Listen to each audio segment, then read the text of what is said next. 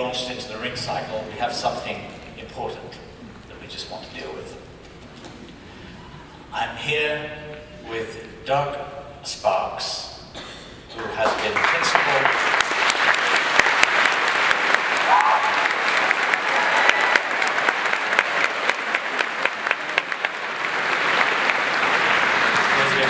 bass trombone of the Vancouver Symphony Orchestra for 42 years.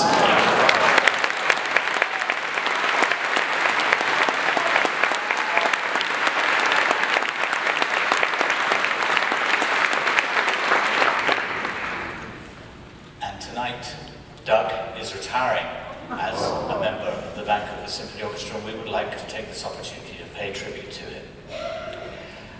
Doug also played with the CBC Vancouver Orchestra, the Toronto Symphony, the National Arts Centre Orchestra, and the Hamilton Philharmonic.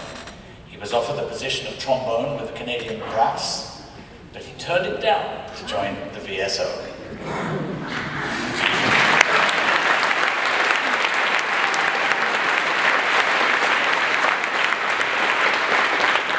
Doug was a member of the VSO's Orchestra Players Committee for 21 years and served as chair of that committee for an astonishing 15 years.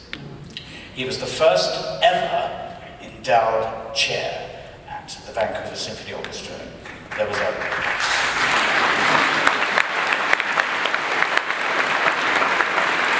if you clap every sentence, we're going to be here ages. He was the first ever endowed chair of the Vancouver Symphony Orchestra. A battle royal ensued behind the scenes to endow Doug's chair, which was won by our legendary chair of the board, Art Williams, who is here tonight. Doug is one of the founding board members of the Vancouver Symphony Orchestra School.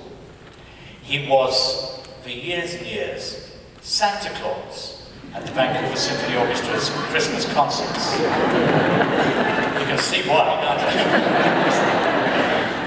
And also came with me once to the Winnipeg Symphony Orchestra when that orchestra was put out of work just a week before Christmas, and on behalf of the musicians of the Vancouver Symphony Orchestra made a donation of $5,000 to those musicians who were unemployed over the festive season. Perhaps Doug has the largest record collection in British Columbia, 10,000 LPs and as many CDs and DVDs, and he's listened to all of them. Doug is also an incredible chef. His brother is a professional chef as well and owns a very chic restaurant in Toronto. Doug has accompanied me at least twice, I think perhaps more, 3 times, to television studios where I have pretended to cook breakfast as the invited celebrity, while Doug has actually done all the work as my sidekick. And once when I was given the job of just popping the omelette in the oven, I burnt it, and Doug put melted cheese over it to rescue the situation. He is a formidable chef. Doug was not only a great trombone player, he was also a great teacher and has a huge number of students with positions with orchestras, way more than most. His students have played or are playing with the Pittsburgh Symphony, the National Arts Centre, Ottawa, Toronto, Winnipeg, Montreal, Quebec orchestras, and a number of European orchestras as well. One of Doug's proudest moments in his career was to be in the audience at Wagner's own opera house in Bayreuth with one of his students playing in the bass trombone section of the orchestra for the festival.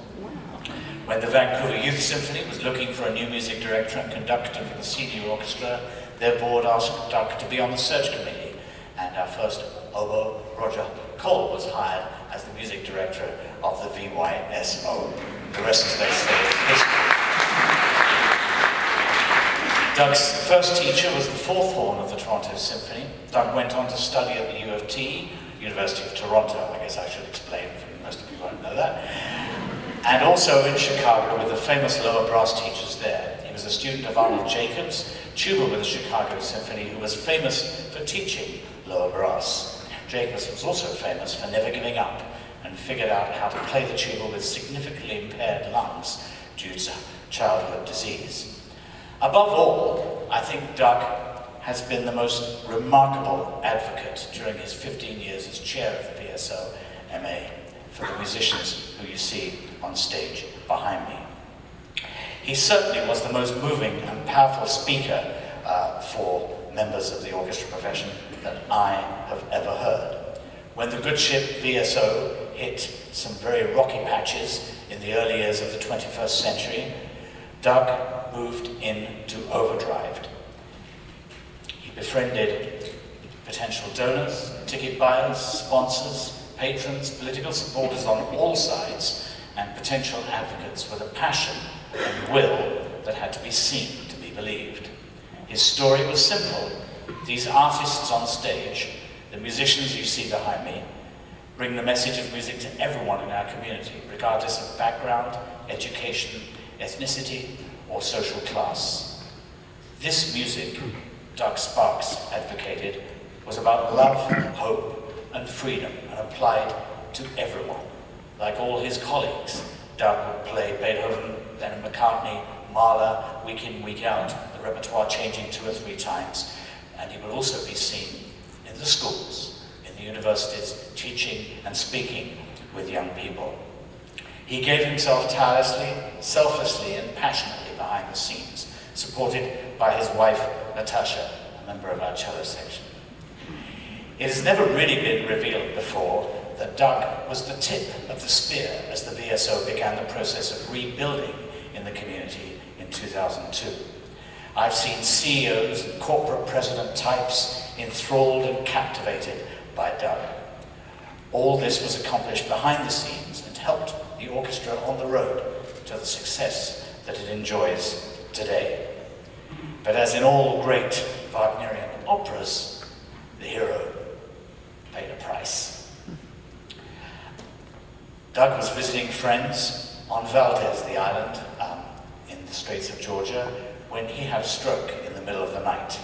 The Coast Guard sent a hovercraft to get him, first to Richmond Hospital, and eventually to VGH, where his chances of survival were given at 25%. A new treatment was tried with great success, but Doug was paralyzed on his right side. But, like his teacher, Arnold Jacobs, before him, he absolutely refused to give up. Someone took him a trombone, and he started to play again while in hospital. A naturopath recommended he do, and I'm sure I'm going to say this wrong, hyperbaric therapy. Have I got that right? Hyperbaric chamber. Hyperbaric chamber therapy, which is to do with air. I sound really knowledgeable, don't I? Oxygen. It's better than air,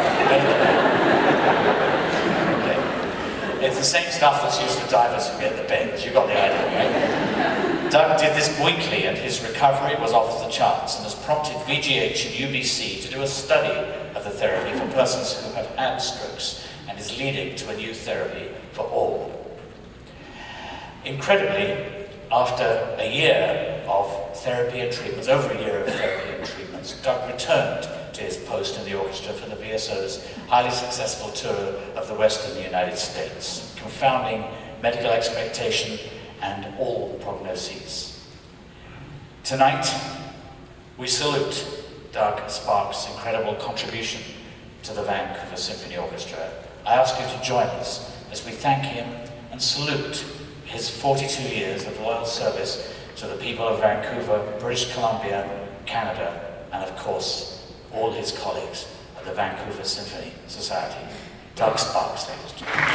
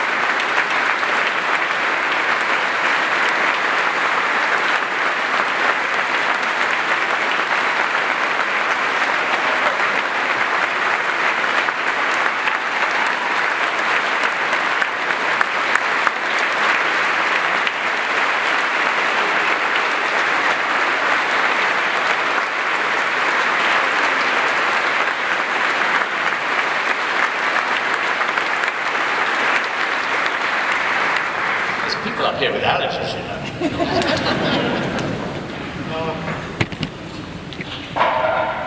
Okay, just a few words to the audience. And I have spent nearly more than 2/3 of my life playing in this great orchestra. During this time, I have had the privilege and good fortune to perform most of the great orchestral repertoire. Over the years, I have worked with a lot of great soloists and conductors. I would especially like to give thanks to Maestro Akiyama for hiring me 42 years ago. I also want to say a special big thanks to all my friends and colleagues sitting behind me, especially to Gordon Cherry and Greg Cox, my trombone teammates.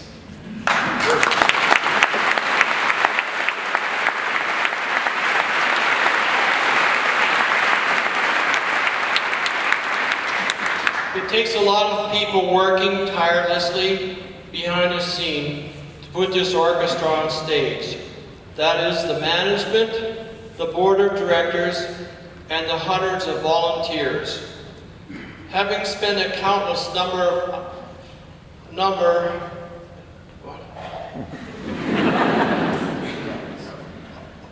of hours with all of them. Sorry. It's my writing. I want to thank them from the bottom of my heart.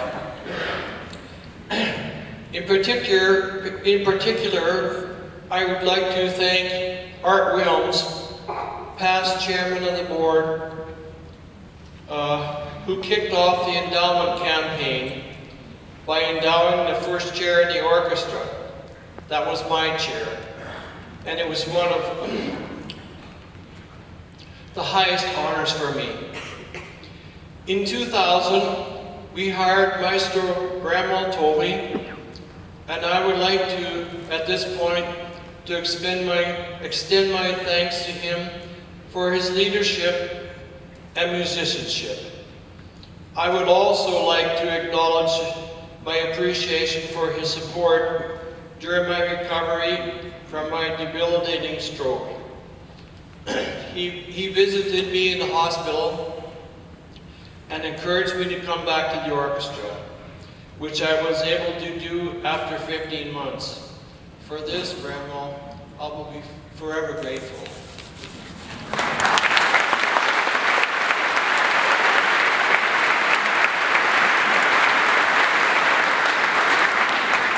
The Vancouver Symphony is a fantastic, world-class orchestra.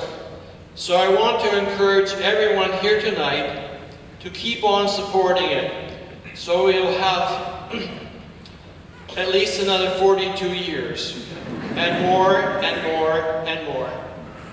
Thank you.